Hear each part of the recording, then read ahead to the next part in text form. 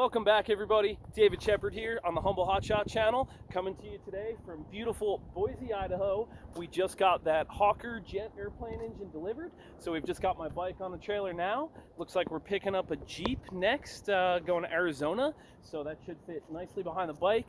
Another nice, lightweight, good-paying load.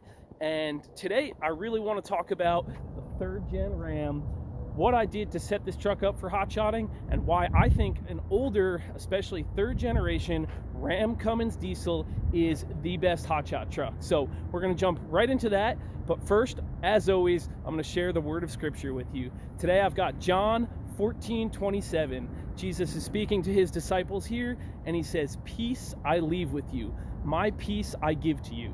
I do not give as the world gives. Do not let your hearts be troubled, and do not be afraid."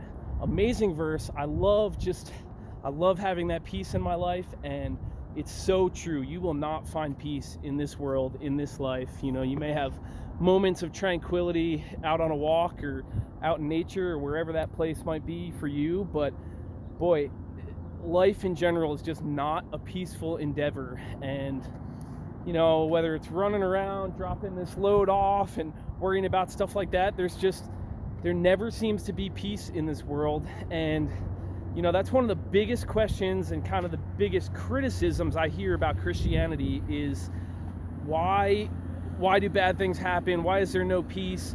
You know, why do all these bad things happen in the world? Why did bad things happen to me?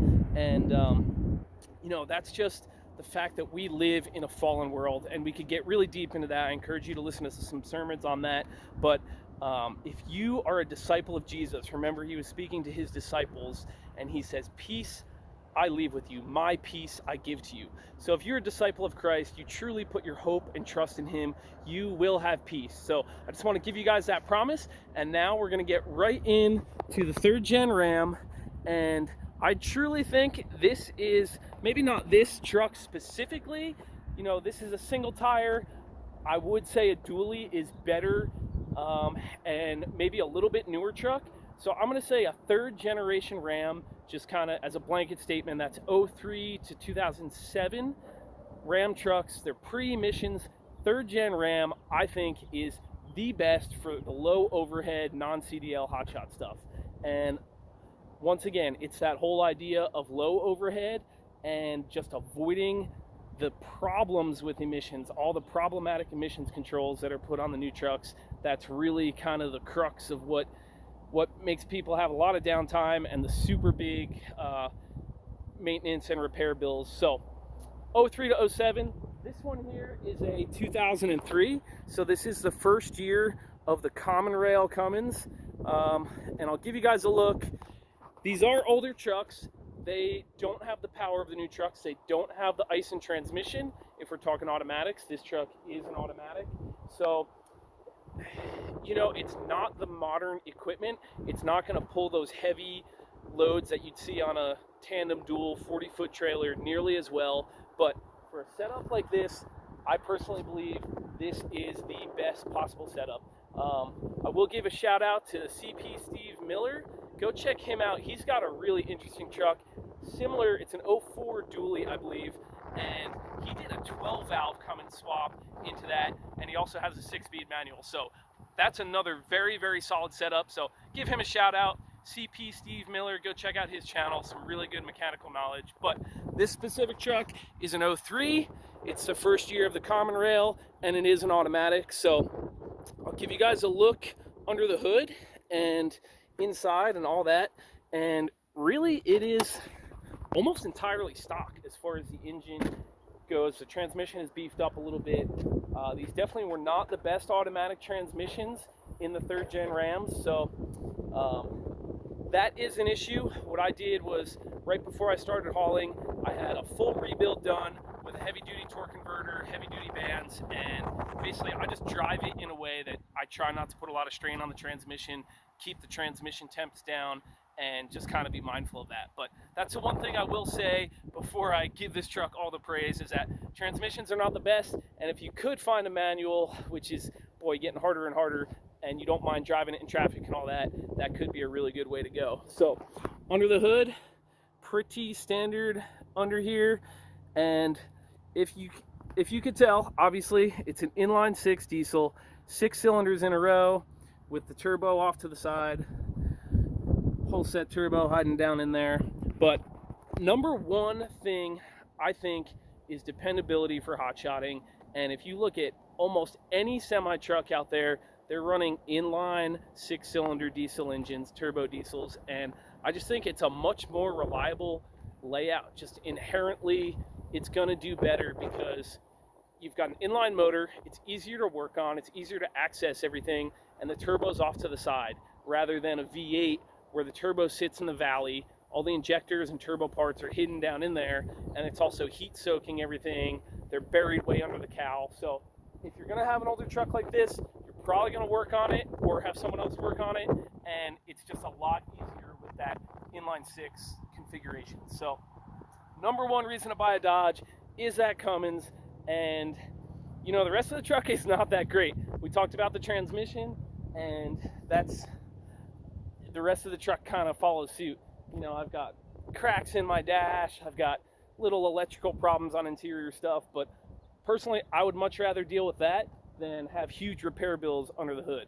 So the transmission is 1 weak link on these, and I'm going to go ahead and get into modifications I did to this truck to get it set up for hot shotting. And so an aftermarket lift pump, let's see, there we go. This one has a fast titanium lift pump, and that's another weak point on these trucks. The factory lift pump is not that good. That supplies fuel from the tank up to your high pressure injection pump, and basically if you're not getting good fuel pressure, you could burn up an expensive injection pump or cause even more serious problems. So I would recommend beefing up the transmission a little bit if you can, and also replacing the lift pump. Otherwise, you can tell this truck has aftermarket wheels. More of a cosmetic thing, but these are aluminum wheels, so anytime you could reduce your rotating mass, that rotating weight, you know, anything that's spinning, that's going to help fuel mileage and, you know, put a little less strain on the engine and transmission and stuff. So it does have aluminum wheels, and then also underneath, going to be a little hard to see, but this truck has a one-piece aluminum drive shaft. You can see it's made by Action Machine there. So these long bed trucks use a carrier bearing. So about halfway down the transmission, about halfway down the drive shaft, there would be a connection point.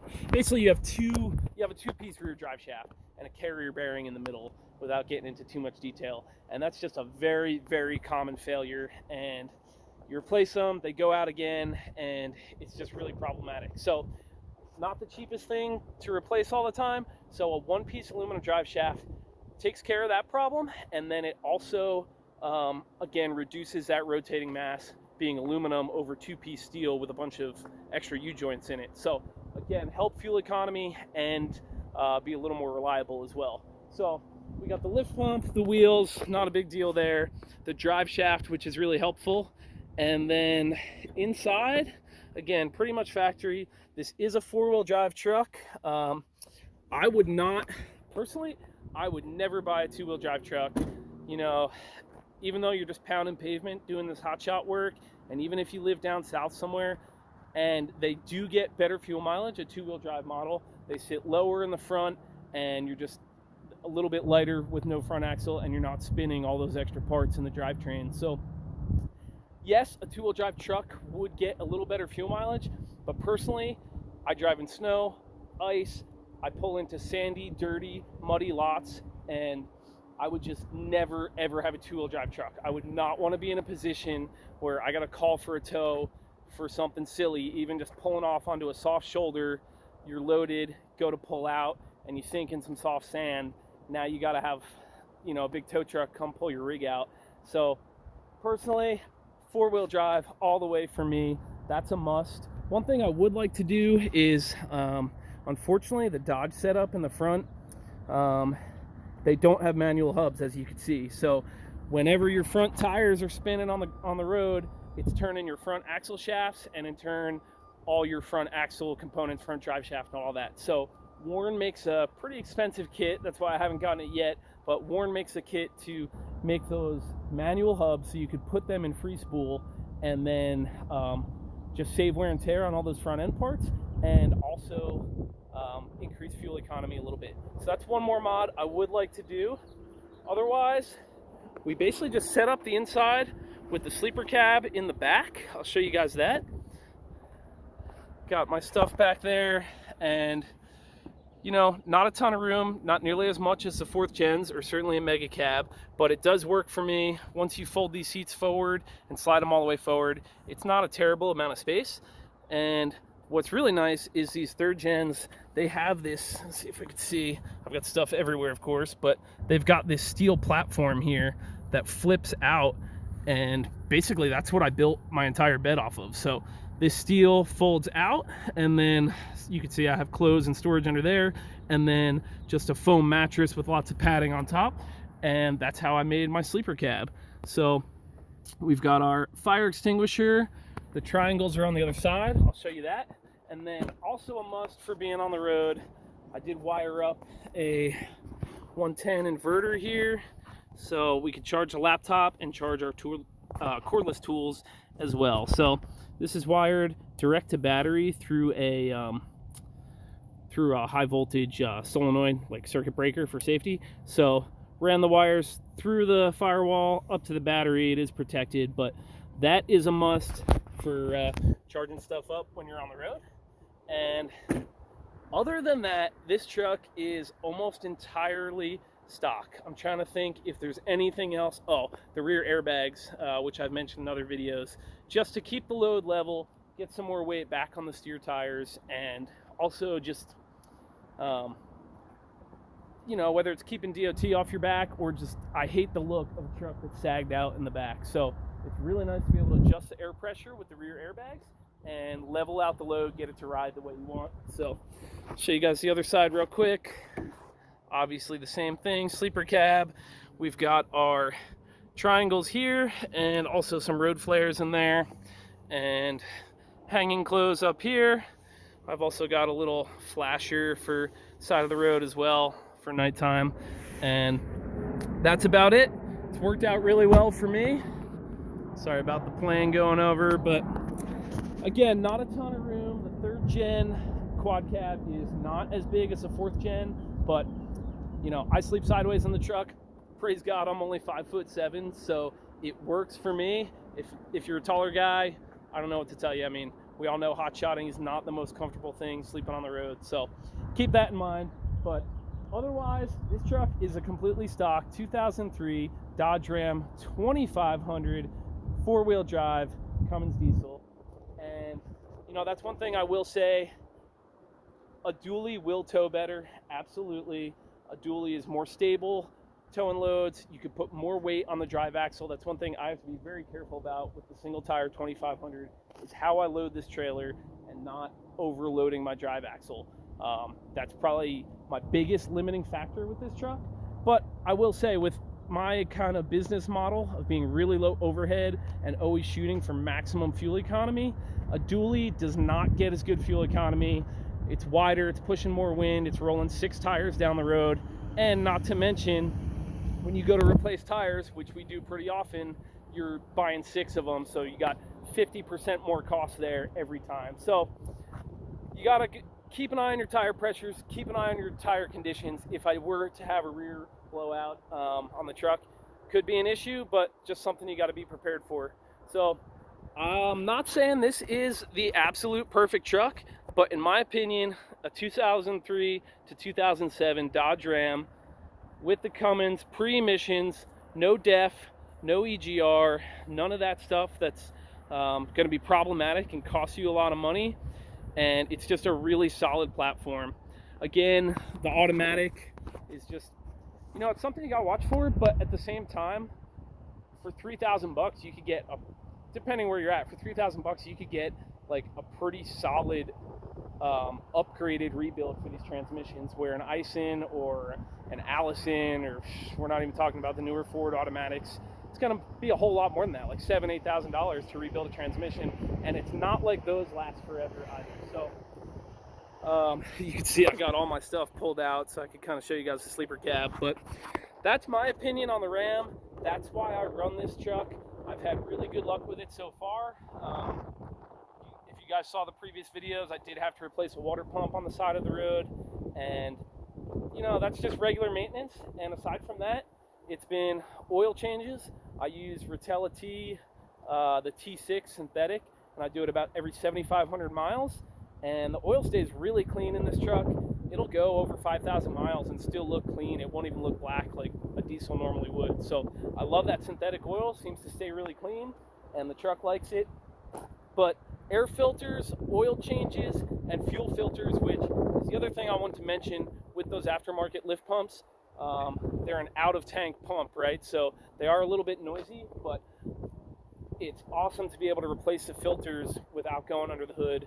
Really easy to service on the road, and that's something you're doing a lot as well. So if you're looking to get into the lightweight, low overhead, humble side of the hotshot world, I cannot recommend any other truck than a 2003 to 2007 Dodge Ram once again. So whether you get a 2500, 3500 single tire or a dually, and even two-wheel drive or four-wheel drive, I guess that's whatever fits your needs best. But I personally think this is the most reliable truck and the lowest overhead truck you could buy for hotshotting. So God bless you guys. I hope that helps. I hope you seek the Lord to find peace in this life, because we all know you're not going to find it anywhere else. So praise God. I love each and every one of you. Please subscribe to the channel if you haven't already, and there's lots of new content coming all the time. So take care. See you guys.